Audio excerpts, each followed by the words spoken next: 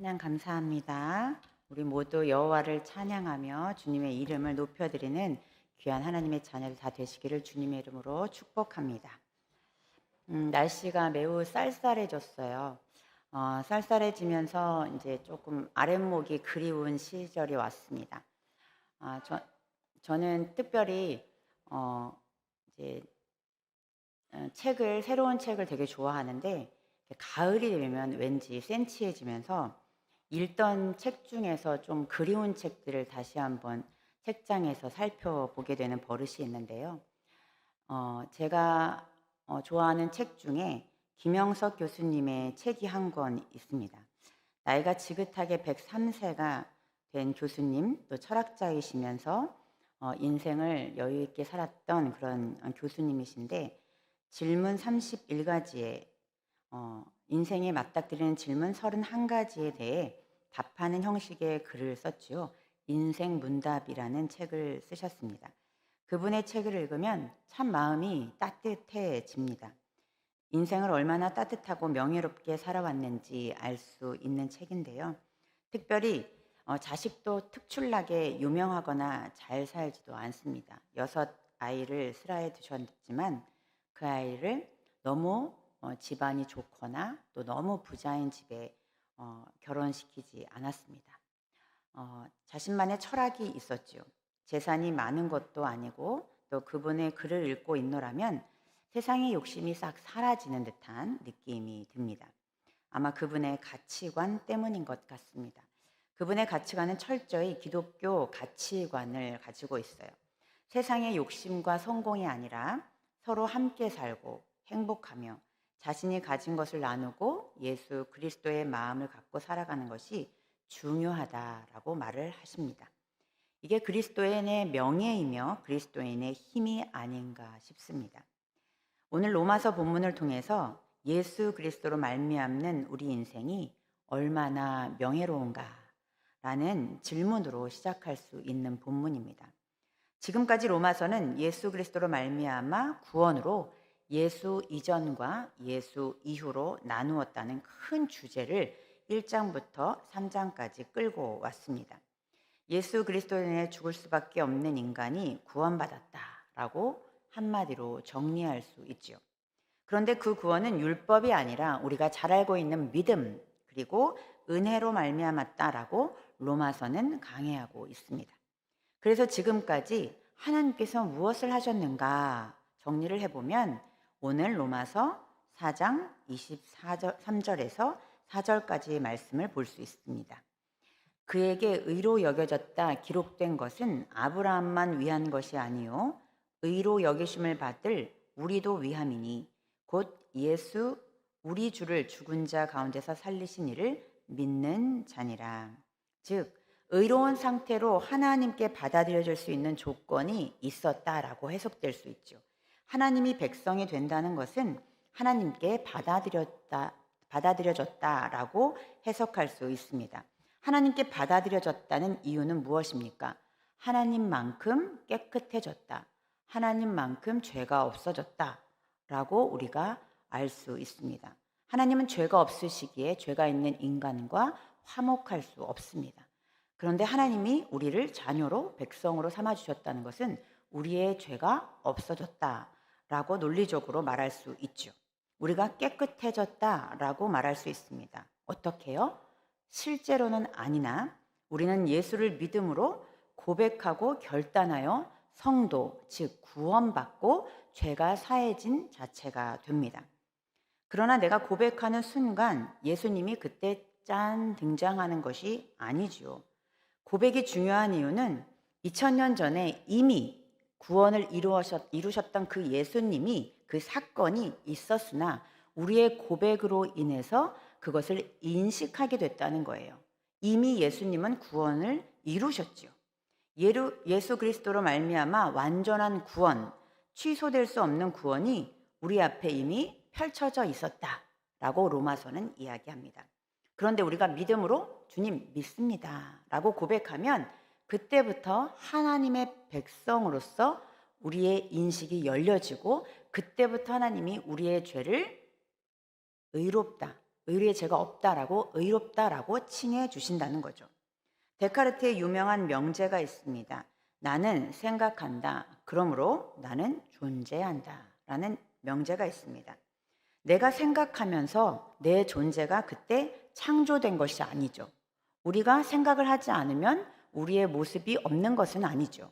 그러나 우리가 생각함으로 인해서 우리의 존재가 드러나게 되고 우리의 존재가 인식되게 되었다라는 데카르트의 말처럼 구원도 마찬가지라는 거예요. 내가 고백하고 믿었더니 예수 그리스도의 십자가가 나를 구원시킨 사건이 지금 짠하고 나타났다는 것이 아니라 원래 있었던 그 구원이 우리의 고백을 통해서 열려졌다, 인식되었다라고 말하는 거죠. 즉 믿음이 먼저가 아니라 예수 그리스도의 구원이 먼저라는 겁니다.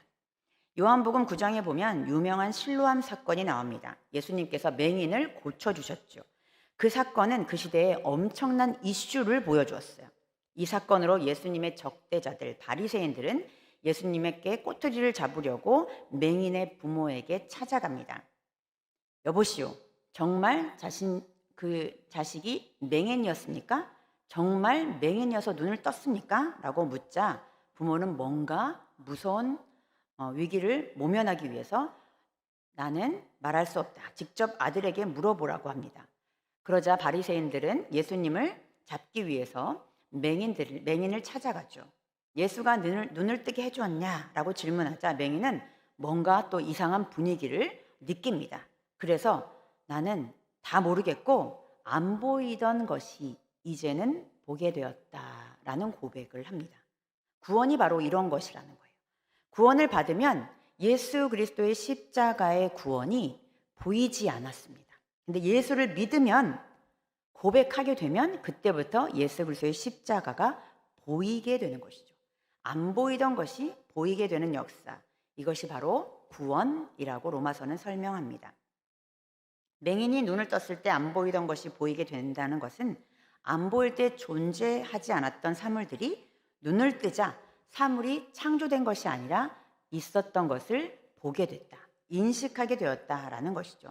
즉 구원은 예수님을 믿게 되어 하나님의 자녀가 되는 것, 이미 예수님을 보내어 인류 구원을 이루어 놓으신 하나님의 섭리가 이미 우리에게 펼쳐져 있었다. 그러나 그 구원이 취소될 수 없다. 그 구원은 완벽한 것이다. 그러므로 결과로 정해져 있었던 것이 바로 인류 구원이다 라고 로마서는 이야기합니다. 즉 이 구원이 아브라함에게만 있었던 것이 아니라 우리에게도 연결되어 연속석 상에 있다라는 것을 말하고 있습니다. 이미 구원을 이루어 놓았기 때문에 믿음의 조상 아브라함이 믿음을 바쳐 자격을 얻었다는 뜻이 아닙니다. 아브라함의 이야기는 우리의 삶으로 계속 연결되고 있다라고 고백하죠. 아브라함은 자신의 능력이 아닌 하나님의 능력으로 이삭을 얻었습니다. 그러면 왜 이삭을 바치라고 했을까요? 그 뜻은 무엇이냐면 이삭은 아브라함이 만든 자식이 아니라는 것을 인정하라는 하나님의 명령입니다. 선포입니다. 즉, 네 자식이 아니기에 하나님께 바쳐도 타당하다라는 것으로 이삭의 제물 사건을 해석할 수 있습니다. 즉, 사람은 할 수 없지만 하나님은 가능하다라는 것을 인정하는 것, 그것이 바로 조건 없이 아브라함이 이삭을 얻은 이유입니다. 이것이 바로 예수 그리스도가 우리에게 온 사건이기도 하죠. 예수님이 우리에게 오신 것은 아브라함에게 일어난 일과 같은 맥락입니다. 우리의 구원은 시작 전에 이미 결과가 있었던 것이죠. 그래서 우리가 전도를 할 때 예수님을 믿으세요, 고백하세요 라고 이야기해서 구원이 이루어졌다라고 해서 전도 막 100명씩 하고 막 이러죠. 그 이유가 좀 이상해 보일 수 있어요. 그런데 로마서를 보면 그 이유가 가능합니다.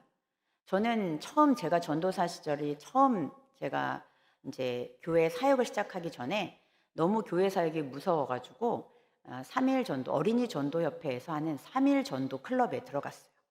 제가 그때 한 200명 정도 어린이에게 구원을 시킨 것 같아요.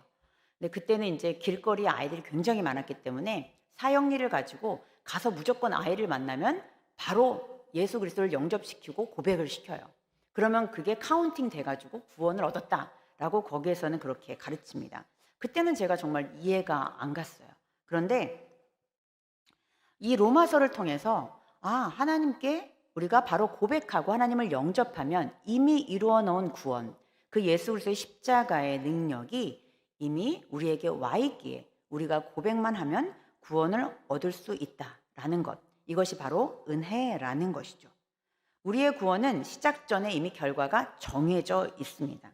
아브라함에게도 믿음의 조상이 되기 전 이미 결과를 말씀하셨지요.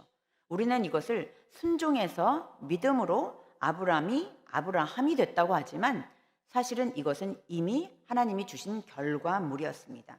창세기 12장 1절에서 2절 말씀입니다. 여호와께서 아브라함에게 이르시되 너는 너의 고향과 친척과 아버지의 집을 떠나 내가 내게 보여줄 땅으로 가라. 내가 너로 큰 민족을 이루고 내게 복을 주어 내 이름을 창대하게 하리니 너는 복이 될지라. 아멘.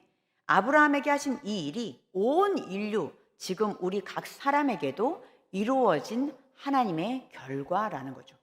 하나님이 우리에게 주신 결과, 너무 놀라운 복이고 너무 창대한 복입니다.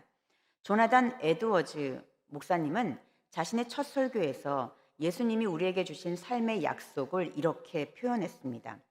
우리의 나쁜 것은 좋은 것으로 바뀔 것이고 우리의 좋은 것은 영원히 빼앗기지 않을 것이며 우리의 최고의 것은 아직 오지 않았습니다. 즉 우리의 결과는 이미 승리와 행복으로 결정되어 있다. 복이 있는 자다라고 말씀하고 있습니다. 우리는 이미 하나님이 예수님으로 인해 약속이 성취되어서 우리의 현실을 이루고 있다라고 선포합니다. 그래서 로마서 5장 1절 말씀에서 이렇게 이야기하죠. 그러므로 우리가 믿음으로 의롭다 하심을 받았으니 우리 주 예수 그리스도로 말미암아 하나님과 화평을 누리자. 이렇게 구원받은 우리에게 사도 바울은 하나님과 화평을 누리자라고 말합니다. 화평은 헬라어로 에이레네라는 뜻을 말을 가지고 있죠. 많이 들어보셨죠? 에이레네 찬양팀, 에이레네 성가대모, 에이레네 모임, 이렇게 여러 가지 모임 이름을 에이레네라고 합니다. 화평, 즉 화평은 평화의 상태에 펼쳐져 있다라는 뜻을 가지고 있어요. 복과 소망이 넘쳐나는 상태, 희망이 넘쳐나는 상태, 이게 바로 에이레네라고 합니다. 이는 예수 그리스도로 인해 우리가 하나님과 어떤 관계를 이루는 화목이 아니라 우리와 상관없이, 우리의 감정과 관계와 상관없이 이미 이 땅에 에이레네가 펼쳐져 있는 상태, 이것을 우리는 누려야 되는 복이 있다는 거예요. 누려야 될 권리와 누려야 될 우리에게 복이 이미 임했다는 거죠. 하나님이 펼쳐놓은 평화의 나라, 그 나라를 우리는 누리면 된다라고 성경은 이야기합니다. 그 평화는 어떻게 왔습니까? 바로 예수 그리스도의 십자가와 부활 때문에 주어졌던 상태입니다. 이것을 누리자. 하나님이 펼쳐놓은 평화의 약속, 에이레네의 약속을 우리는 누리며 살자라고 이야기합니다. 하나님은 예수 그리스도로 인하여 우리에게 에이레네를 가능케 하셨습니다. 우리는 하나님 안에서 있을 때 평안하고 행복하죠. 저는 매주 주일 20년 넘게 사역을 하면서 성도들이 주일날 꼬박꼬박 교회에 나오는 게 신기하고도 놀라울 때가 참 많이 있었습니다. 참 오셔가지고 매일 주무시는 분도 계시고 매일 그냥 의미 없이 왔다 가는 분 같은 분들도 때로는 있습니다. 그러나 열심히 또 말씀을 듣고 예배를 드리시는 분들이 있죠. 심지어는 우리 청년부에서는 한 30분 늦게 예배를 왔다가 20분 예배를 드리고 가는 친구들도 있습니다. 왜 저렇게 올까? 안 오는 게 나을 것 같은데 라는 생각을 가질 때가 있어요. 그런데 우리는 그것을 보면서 저는 이런 생각을 하게 됐어요. 우리는 하나님을 떠나서 평안할 수 없구나. 우리는 자더라도 여기 와서 자야 되는구나. 그리고 하나님 안에 있을 때만 평화를 누릴 수 있구나 라는 것을 알게 됐어요. 우리가 지치고 힘든데도 교회에 꼬박꼬박 나와서 수요 예배, 새벽 기도, 특세를 하는 이유가 무엇일까요? 우리의 영혼이 하나님을 갈망하기 때문이죠. 우리도 인식하지 못하는 그 우리의 영혼이 하나님 안에서만 평화를 누릴 수 있다고 우리가 믿고 있는 것이죠. 우리는 세상에서 고난을 당하고 뭔가 문제가 생기면 또 갈등과 관계에 문제가 생기고 내 마음이 힘들면 극단적인 생각으로 나아갑니다. 많은 사람들이 그렇습니다. 인생을 포기하고 세상을 포기하고 내가 하던 일도 포기하는 경우들이 있죠. 그런데 성도는 그렇지 않다고 말합니다. 왜냐하면 그렇게 될 수 없다라고 얘기합니다. 로마서 5장 3절입니다. 다만 이뿐 아니라 우리가 환난 중에도 즐거워하나니 이는 환난은 인내를, 인내는 연단을, 연단은 소망을 이루는 줄 알미로다. 성도에게는 이 환난이 소망으로 가게 된다고 성경은 기록합니다. 사람이 멋있다고 느낄 때는 어려울 때 그것이 드러납니다. 어려움과 힘든 일이 생길 때, 야, 이 사람 정말 멋있네 라고 느낄 때가 있죠. 저와 남편은 참 되게 많이 다릅니다. 성격도 다르고, 식성도 다르고, 취미도 다르고, 모든 것이 다르고 같은 게 하나도 없습니다. 참 맞지 않습니다. 그래서 저는 항상 우스갯소리로 내 인생의 로또다라고 얘기를 하죠. 하나도 맞질 않아요. 어쩜 안 맞아도 이렇게 안 맞을 수가 있는지 살면서 더욱 느낍니다. 그런데 다른 것도 놀라운데 더 놀라운 것은 이렇게 다른 사람과 22년째 살고 있다는 거예요. 그게 정말 기적 같습니다. 그중에 저희 남편이 다름에도 불구하고 제가 22년 동안 왜 이 사람이랑 살까라는 고민을 해보았더니 제가 가끔씩 우리 남편이 멋있게 보일 때가 있었던 것 같아요. 외모는 아니고요. 네, 그 사람의 행동인데 저와 남편은 참 어려운 시절을 많이 보냈습니다. 이사도 많이 다니고 또 아이들을 키우면서도 많이 싸우고 다투기도 했습니다. 그런데 저와는 달리 어려운 일이 딱 일어나면 99% 남편과 제가 완전히 다른 태도를 가지는데요. 남편은 힘들 때 티가 전혀 나지 않습니다. 오히려 주변을 더 살피고 급하고 힘들면 더 여유를 부립니다. 저는 혼자 동동동동 거리는데 남편은 오히려 더 그때 잠잠합니다. 이래서 내가 남편이랑 사나라는 생각을 할 때가 있죠. 그리스도인도 마찬가지죠. 고난이 드리워질 때, 내 인생에 큰 어려움이 있을 때 그 사람의 어떻게 그 일을 반응하느냐가 그 사람의 실력이고 그 사람의 또 멋진 모습인 것 같습니다. 그런데 하나님께서 오늘 로마서를 통해서 그리스도의 삶은 바로 이런 것이다. 고난을 당할 때 멋진 삶을 펼쳐지는 삶이 바로 성도의 삶이다 라고 얘기합니다. 왜? 말씀 속에서 고난과 환난 속에서도 승리와 행복을 가진 사람처럼 살라 라고 이야기합니다. 그것을 꼭 기억하라고 말씀하시죠. 2절 3절 말씀을 다시 한번 보겠습니다. 또한 그로 말미암아 우리가 믿음으로 서 있는 이 은혜에 들어감을 얻었으며 하나님의 영광을 바라고 즐거워하느니라. 다만 이뿐 아니라 우리 환난 중에서 즐거워하나니 환난은 인내를, 인내는 연단을, 연단은 소망을 이루는 줄 알미로다. 아멘. 예수를 믿는다는 의미는 환난 중에 즐거워한다라는 의미를 가집니다. 그 이유는 바로 우리의 결정된 운명 때문이죠. 예수 그리스도로 말미암는 승리와 영광이 우리에게 결과로 주어졌고 에이레네의 상태에 이루어진 것을 우리가 알기 때문이죠. 우리가 좌절하고 낙심하는 이유가 무엇입니까? 우리가 모든 걸 포기하고 극단으로 가는 이유가 무엇일까요? 우리에게 결과가 불확실하기 때문입니다. 내 인생에 미래가 없기 때문에 오늘 현실을 포기하는 것이죠. 그러나 성경은 십자가의 구원과 그의 부활은 절대 바뀔 수 없는 진리. 에이레네는 이미 이루어졌고 우리가 눈을 뜨기만 하면 누릴 수 있는 것이다. 주님을 믿기만 하면 그 은혜로 얻어질 수 있는 것이다 라고 얘기합니다. 이것이 그리스도인의 명예이죠. 내 삶과 내 처지를 보는 것이 아니라 결과, 이미 하나님께서 이루어 주신 이 결과를 보는 것, 이것이 바로 그리스도인, 그리스도를 주인으로 삼는 사람들의 명예라는 것입니다.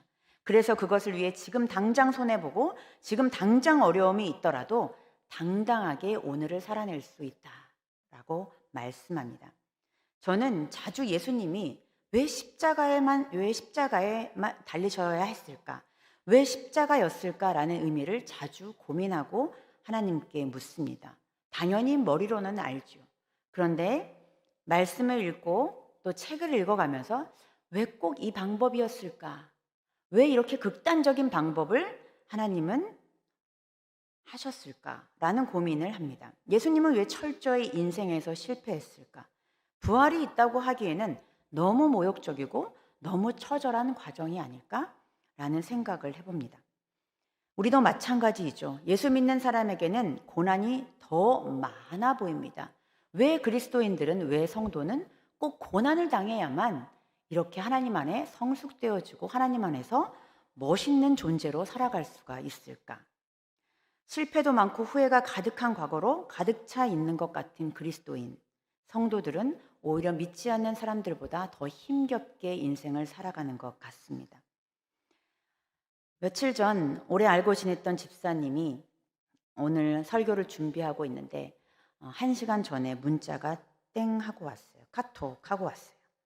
목사님, 2주 전부터 목사님과 교제를 다시 시작하면서 기도를 하고 있는데 어려운 일이 벌어지고 있어요. 가정에서도 힘든 일이 벌어지고 기도하는 것이 참 어렵습니다. 기도해 주세요. 라는 문자가 저에게 왔습니다. 참 마음이 아픕니다. 기도하고 있는데 어려운 일이 있으면 더욱더 힘이 빠지죠. 기도하지 않고 차라리 편하게 지내라 라고 말씀하고 있습니다. 그런데 목사님과 또 그렇게 말할 수 없죠. 집사님이 아주 힘 있는 기도를 하고 있다는 증거입니다. 집사님이 기도하는데 어려운 일도 안 닥치고 아무 일도 일어나지 않으면 그게 무슨 기도일까요? 사단들이 너무나 잘 알고 있기 때문에 집사님을 기도하지 못하도록 방해하는 것입니다. 더욱더 함께 기도합시다 라고 제가 카톡을 보냈습니다. 고난과 실패와 시험, 이런 것들은 성도들에게 매우 어렵습니다. 이것 때문에 다른 것도 포기하고 싶지요. 어느 책에서 모든 재수생은 훌륭한 사람이다 라는 말을 읽었습니다. 삼수생은 더할 나위 없이 훌륭합니다. 만약 아예 대학을 안 갔으면 감히 세상이 감당 못할 사람입니다. 저는 이렇게 감당 못할 사람과 살고 있습니다. 저희 아들은 대학을 못 갔어요. 안 간 것 같기도 하고 못 간 것 같기도 합니다. 그런데 이렇게 훌륭하다라고 이 책에 쓴 이유는 열등감과 절망과 후회와 고뇌가 그 속에서 앞으로 무엇을 만들었겠습니까? 라는 질문을 해요. 얼마나 이 고통과 아픔이 그 아이들을 단단하게 만들겠습니까? 라고 말을 마칩니다. 평안한데 생각하는 사람은 없습니다. 고난을 통해서 나를 더 깊이 생각하고 돌아보게 되지요. 시험과 실패를 통해서 나의 모습을 돌아보게 됩니다. 깊은 생각은 자랑이나 성과가 아니라 막막한 현실과 실패와 인생의 위협 속에서 나오는 실력이지요. 그리스도인들은 깊은 생각과 또 명예로움이 그분의 실력입니다. 어떤 실력이 시험 후에 또 고난 후에 나올까요? 빌립보서 2장 5절에서 11절 말씀은 성도들의 실력은 이렇게 해서 만들어진다고 합니다. 너희 안에 이 마음을 품으라. 곧 그리스도 예수의 마음이니 그는 근본 하나님의 본체시나 하나님과 동등됨을 취할 것으로 여기지 아니하시고 오히려 자기를 비워 종의 형체를 가지사 사람들과 같이 되셨고 사람의 모양으로 나타나사 자기를 낮추시고 죽기까지 복종하셨으니 곧 십자가에 죽으심이라. 이러므로 하나님이 그를 지극히 높여 모든 이름 위에 뛰어난 이름을 주사 하늘에 있는 자들과 땅에 있는 자들과 땅 아래 있는 자들로 모든 무릎을 예수의 이름에 꿇게 하시고 모든 입으로 예수 그리스도를 주라 시인하여 하나님 아버지께 영광을 돌리게 하셨느니라. 아멘. 이 예수를 생각하는 것이 실력이고 명예라라고 기록합니다. 이 말은 예수님이 참으신 것을 생각하면서 너도 이 고난을 참아내 라고 얘기하는 것이 아니죠. 인내하면 좋은 날 온다 라는 단순한 진리가 아닙니다. 예수가 겪으신 이 고난 그것 자체가 영광으로 가는 길이야 라고 이야기합니다. 영광, 그 영광은 고난 속에서 빛난다. 그것 없이 빛날 수 없다 라고 이야기합니다. 부활은 십자가를 통해서만 부활의 기쁨이 얻어지는 것이죠. 한 달 전 쉬는 날 세바시 공연을 보러 갔습니다. 그때 멋진 강사분들을 여러 번 만났는데 저에게 깊이 인상 깊이 남았던 여자분이 한 분 계셨습니다. 감자빵을 히트친 여자 사업가 이미소라는 분이죠. 우리 미소랑 같은 이름이라서 더 기억이 나요. 농부가 꿈이 되는 회사, 창업 3년 만에 매출 200억, 춘천의 감자빵의 주인공입니다. 오늘도 매진되었습니다라는 책을 쓰기도 했죠. 이 대표의 직접 강연을 들으면서 되게 재미있고 또 감동도 있고 너무 자극과 동기가 부여됐습니다. 그런데 이 강연이 90%가 어떤 이야기냐면 고생한 이야기예요. 어렸을 때부터 자신은 흙수저의 왕따였고 혐오스러울 만큼 주걱턱이어서 친구들이 같이 함께 놀아주지 않아 그녀는 항상 혼자만의 시간을 보냈다고 해요. 그러면서 자신이 왜 이렇게 태어나야 했는지, 나는 왜 이렇게 가난한지 이런 고민들을 하면서 그 역경을 생각과 함께 좋은 생각으로 이끌어내어 결국은 자기같이 못난 감자빵으로 멋진 회사를 일구어 내었지요. 거기에 오는 직원들 또한 이 대표같이 정말 힘들고 어려운 자폐아 또는 왕따 또는 ADHD를 가지고 있던 사람들이었습니다.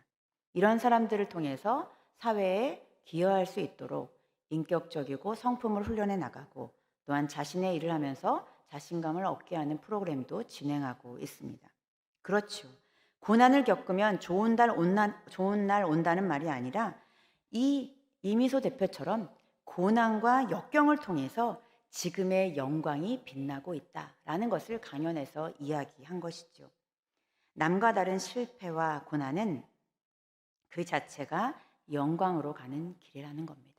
그래서 성경에 고난은 우리에게 유익이다라는 표현을 하지요. 고난은 아프지요. 힘들지요. 그런데 그 터널을 지나야만 영광으로 가는 길을 우리가 갈 수 있다고 이야기합니다. 그리스도인의 삶, 우리의 삶, 인생 참 어려운 문제들을 만납니다. 그런데 그 문제의 답은 이미 정해져 있습니다.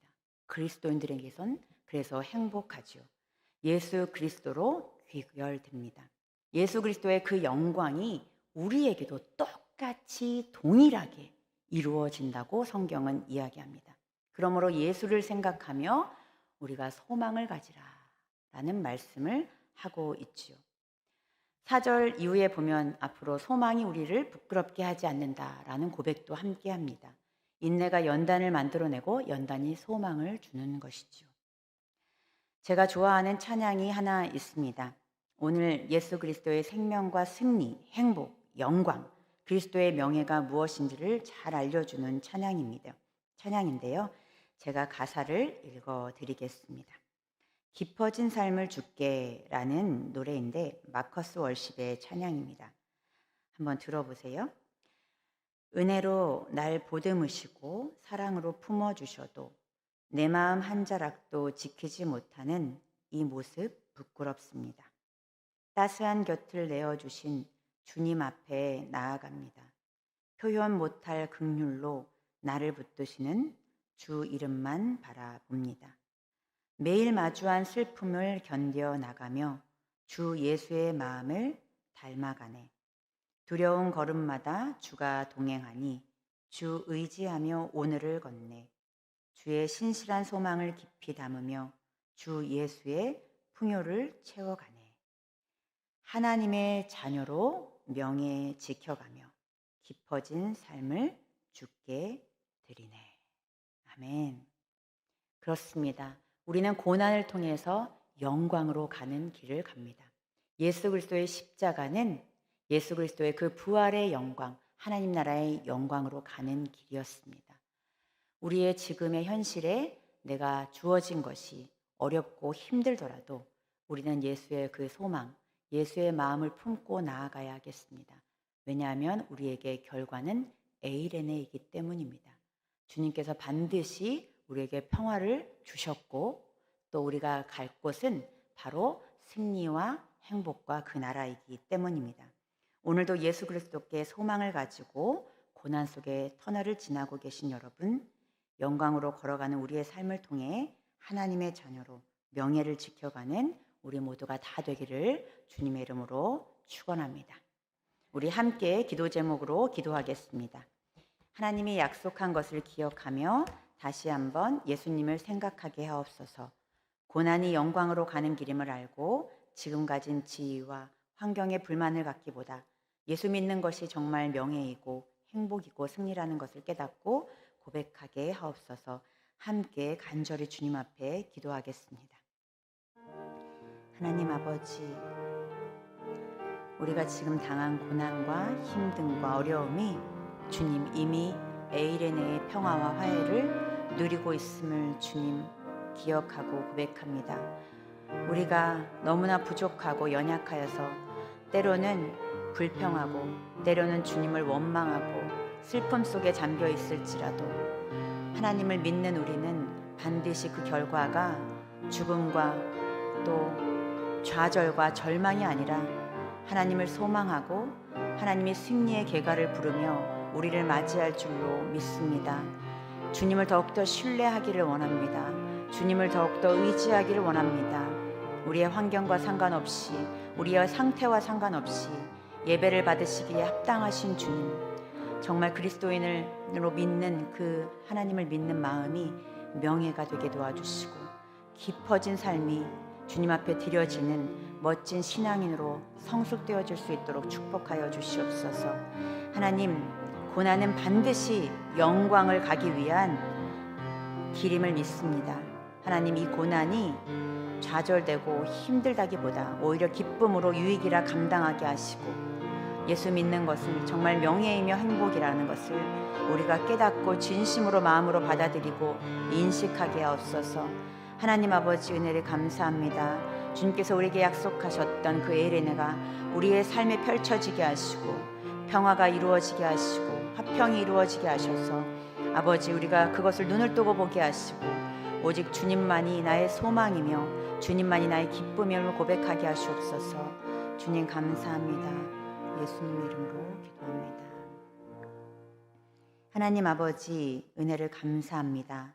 하나님께서 우리에게 약속하신 일을 우리가 마음에 품기를 원합니다. 주님께서 우리에게 에이레네 화평을 주셨사오니 우리가 그것을 누리며 살아갈 수 있도록 인도하여 주시옵소서. 그럼에도 불구하고 여전히 헤매고 다니는 우리의 인생을 불쌍히 여겨주셔서 예수 그리스도로 말미암아 우리에게 승리와 행복과 영광과 명예를 믿음으로 붙들어 주시옵소서. 고난을 참아 영광스러운 길을 가는 것이 아니라 고난이 바로 영광으로 가는 길목에 있다는 것을 알고 넉넉히 이 고난을 기쁨으로 이기게 하여 주시옵소서. 환난이 인내를, 인내가 연단을, 연단이 소망을 이룬다는 사실을 우리 마음속에 깊이 기억하고 우리가 맡은 자리에서 이것을 누리며 살아갈 수 있도록 인도하옵소서. 우리의 기쁨 되시며 소망 되신 예수님의 이름으로 기도합니다. 아멘. 찬송가 86장입니다.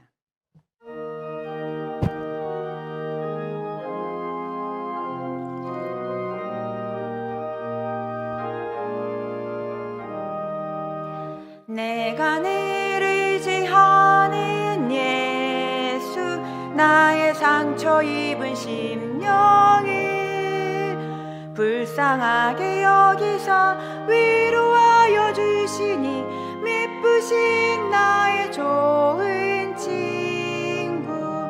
내가 의지하는 예수, 나의 사모하는 친구. 기도 들으사 응답하여 주시니 미쁘신 나의 좋은 친구. 주의 손 의지하고 살 때 나를 해할 자가 없도다. 주님 나의 마음을 크게 위로하시니 미쁘신 나의 좋은 친구. 내가 의지하는 예수, 나의 사모하는 친구. 나의 기도 들으사 응답하여 주시니 미쁘신 나의 좋은 친구. 내가 마음이 두려워서 떨 때도 주가 인도하시니 어찌 두려워하랴. 미쁘신 나의 좋은 친구, 내가 의지하는 예수, 나의 사모하는 친구, 나의 기도 들으사 응답하여 주시니 미쁘신 나의 좋은 친구. 이후 천국에 올라가서 모든 성도들과 다 함께 우리들을 구하신 주를 찬양하리라. 미쁘신 나의 좋은 친구, 내가 의지하는 예수, 나의 사모하는 친구, 나의 기도 들으사 응답하여 주시니 미쁘신 나의 좋은 친구.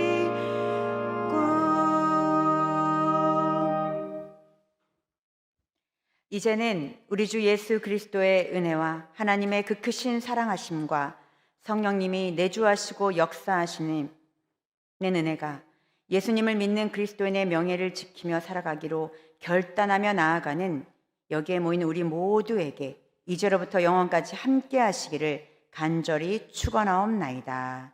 아멘.